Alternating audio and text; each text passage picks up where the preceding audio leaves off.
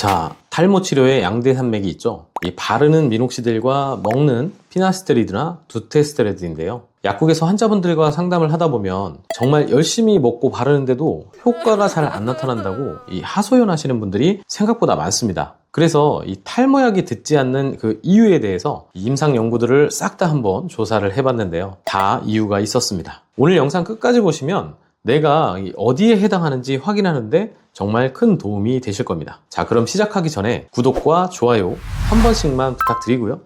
바로 출발하겠습니다. 안녕하세요. 모든 약의 모든 정보 모모약사입니다. 이 탈모약이 잘 듣지 않는 그 첫 번째 케이스는요, 바로 유전 때문이었습니다. 이 바르는 미녹시딜을 아무리 열심히 발라도, 그리고 두타스테리드나 피나스테리드를 아무리 열심히 먹어도 효과가 아예 없거나 미약한 경우들이 바로 여기에 속했습니다. 우선 이 미녹시딜을 한번 볼까요? 이 미녹시딜은 그 자체로 효과가 나타나는 약물이 아닙니다. 자, 이 약이 두피에 흡수되면 모낭에 있는 SIRT1A1이라는 효소를 만나서 미녹시딜 설페이트라는 물질로 변환되는데요. 이 물질이 비로소 발모 효과를 나타냅니다. 그런데 문제는 사람마다 이 효소의 양이 태어날 때부터 다 다르다는 겁니다. 이 관련 연구를 보면 이 효소의 활성도가 낮은 사람들은 미녹시딜을 아무리 열심히 발라도 효과를 보지 못할 확률이 매우 높았습니다. 실제로 유전자 분석을 해보면 SIRT1A1 유전자에 특정 변이가 있는 경우에 미녹시딜 반응이 더 낮게 보고된 연구가 있었습니다. 쉽게 말해 유전적으로 이 효소가 부족한 분들은 남들보다 반응률이 현저하게 낮을 수 있다는 건데요. 이런 분들은 아무리 고농도의 미녹시딜을 발라도 두피에서 약이 활성화되지 못하고 그냥 없어질 수밖에 없는 겁니다. 이 SIRT1A1 유전자 변이는 미녹시딜 뿐만이 아니라 이 두타스테리드나 피나스테리드의 약물 반응을 떨어뜨리는 이 예측 인자로도 확인되었습니다. 특히 이 남성 호르몬을 탈모 유발 호르몬으로 바꾸는 효소가 바로 5알파 환원 효소인데요. 이 효소를 만드는 유전자에 특정 변이가 있으면 약발이 잘 안 받습니다. SRD5A1 유전자에 특정 변이가 있으면 이 두타스테리드의 반응이 낮다는 데이터들도 있었는데요. 이건 사실 여러분들의 잘못이 아닙니다. 그냥 유전적 뽑기운이 좀 안 좋았다라고 생각하셔야 되는데요. 그렇다고 너무 낙담하실 필요는 없습니다. 이 최근 연구들은 이런 유전적 차이를 미리 검사를 해서 이 나에게 맞는 약을 찾아주는 정밀 의료 쪽으로 발전하고 있으니까요. 자, 두 번째 특징은요, 이 약효가 나타나는 과정을 부작용으로 오해해서 도중에 그만두는 경우입니다. 이 바로 공포의 쉐딩 현상 때문인데요. 미녹시딜을 바르고 나서 2주 내지 8주 사이에 머리가 더 빠지는 경험 아마 대부분 해보셨을 겁니다. 이때 놀라서 약을 끊는 경우가 있는데요. 하지만 이건 약이 아주 잘 듣고 있다는 신호일 수도 있습니다. 이 쉐딩 현상은 튼튼한 새 건물을 짓기 위해서 낡고 위태로운 건물을 철거하는 리모델링 과정과 같습니다. 자, 우리 머리카락은 성장기, 퇴행기, 휴지기 사이클을 계속 반복해서 돌게 되는데요. 이 미녹시딜은 쉬고 있는 휴지기에 있던 모발을 성장기로 밀어넣습니다. 자, 이때 빠질 운명이었던 낡은 머리카락들이 이 새로운 머리카락에 밀려서 우수수 빠지게 되는데요. 이걸 즉각적인 휴지기 방출이라고 부릅니다. 자, 2023년도 연구 데이터를 볼까요? 미녹시딜 사용자의 약 86.3%가 치료를 중단했는데요. 그중 상당수가 치료 초기에 그만뒀습니다. 하지만 1년 이상 꾸준히 사용한 사람들은 치료 중단율이 현저히 낮았는데요. 환자가 느끼는 호전도도 43.8%까지 올라갔습니다. 즉, 최소 1년 이상은 버텨야 진짜 승부가 날 수 있다는 얘기입니다. 자, 3, 4개월 정도 바르고 이거 효과 없는데 라고 판단하는 건 밥을 짓는데 뜸도 안 들이고 뚜껑 먼저 여는 것과 같습니다. 자, 이 시기를 못 넘기는 분들이 전형적으로 약효를 못 봤다라고 말하는 그 그룹에 속하는 겁니다. 자, 세 번째는요, 탈모의 유형에 맞지 않은 약을 사용했을 경우입니다.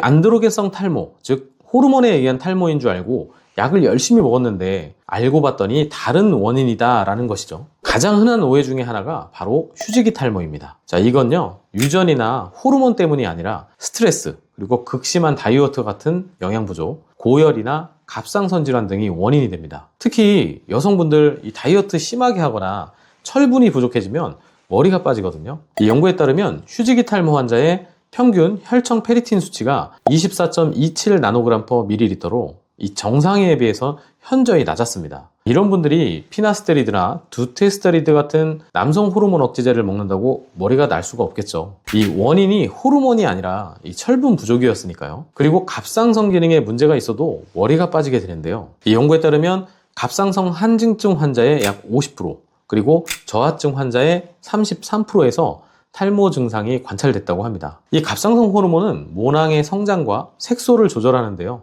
이 균형이 깨지게 되면 모발이 쉽게 빠진다고 알려져 있습니다. 따라서 이 약이 잘 듣지 않는다면 혹시 내가 탈모약을 먹을 게 아니라 이 내과 검진을 받아야 하는 건 아닌가? 라고 한 번쯤은 의심해 봐야 합니다. 자, 네 번째는요. 이게 정말 안타까운 경우인데요. 이 모낭 자체가 파괴돼 버린 이 반응성 탈모인 분들입니다. 일반적으로 이 안드로겐성 탈모는 모낭이 작아지기는 해도 살아는 있거든요. 그래서 약을 쓰게 되면 다시 굵어질 가능성이 있습니다. 하지만 이 반응성 탈모는 염증 때문에 모낭의 줄기세포 자체가 파괴된 것인데요. 그 자리에 이 딱딱한 흉터 조직으로 바뀌면서 구멍이 아예 막혀버리는 것입니다. 자, 이 경우에는 어떤 약을 써도 머리가 다시 자라나지는 않습니다. 이 반응성 탈모는 특징이 있는데요. 이 탈모의 부위가 반들반들하고 광택이 나며 이 모공이 전혀 보이지가 않습니다. 만약 여러분들의 탈모 부위에 이런 증상이 보인다면 이건 일반적인 약으로 해결될 문제가 아닙니다. 따라서 빨리 병원에 가셔서 치료를 받아야만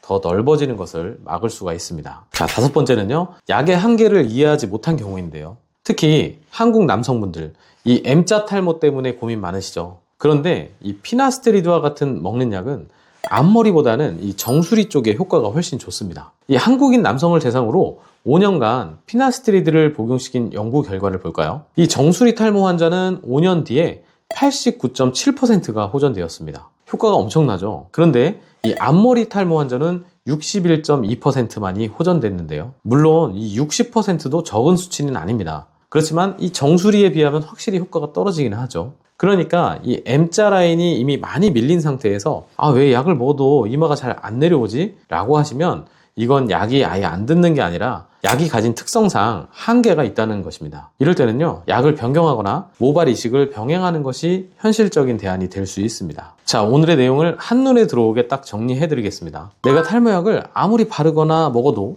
머리가 잘 안 난다. 그렇다면 다음에 5가지 중에 하나일 확률이 매우 높습니다. 첫 번째는 유전자 변이 등으로 인해서 약효가 확연히 감소할 수밖에 없는 경우이거나, 두 번째는 약효가 나타나는 신호인 이 쉐딩 현상을 부작용으로 인해서 중도에 포기하는 경우입니다. 세 번째는 호르몬 문제가 아니라 이 철분 부족이나 갑상선 문제로 인한 휴지기 탈모라서 이 번지수가 틀린 치료를 한 경우입니다. 네 번째로 염증으로 인해 모낭의 줄기세포가 영구적으로 파괴된 경우인데요. 이때는 토양 자체가 아예 망가진 경우에 해당합니다. 마지막으로 약물 반응이 좋은 정수리가 아니라 상대적으로 약효가 떨어지는 이마 부위에 탈모가 있는 경우에 해당하는데요. 자, 그럼 약이 잘 안 듣는 이유를 알았으니까요. 이제 그 벽을 뛰어넘는 돌파구를 찾아야 됩니다. 다음 2편에서는 탈모약의 효과를 최대한 끌어올릴 수 있는 방법에 대해서 소개해 드리겠습니다. 그리고 3편에서는요.